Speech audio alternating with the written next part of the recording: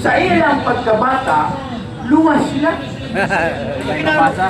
Ibaliktad man yung ka nga, nag-ingon ko nga ang bata, di maluwas kay wa bautismo. Wa ko na yung nanoy. Ang akong giingon, ang bata, maluwas na. Sabi na bautismohan. Sabi kinahanglan bautismo na bata. Mali. Ano man, naasa sa San Lucas 16:15.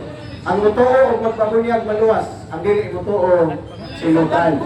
Gani, ang walay iba niya, ingon Isos, dili makasuot sa langit. San Juan 3:1-5.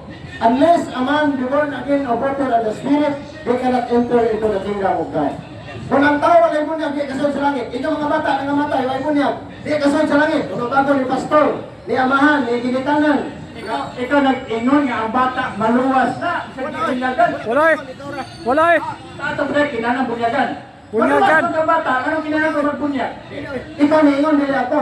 Ang atong ingon, ang bata, maluwas. Isagdi bunyagan. Muna akong giingon. Wala. Muna akong giingon. Barugan ko na. Ingon ko ganiha nga ang mga bata, wa mang kinahanglan o bautismo kay, diba, i-mention ako, sa panahon ni Kristo, nanood mga bata, ingon si Kristo, pasagdi ng mga bata kay ginarian para nila. Kaya paluwas ang mga bata. Dili.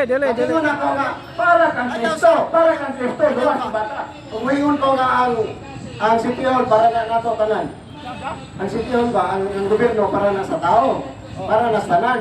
Ano pa ibakoy na problema, yung kaganyan nga bata, luwas. Ibakoy na po na nimo. Wala ko ningon nga ang bata luwas.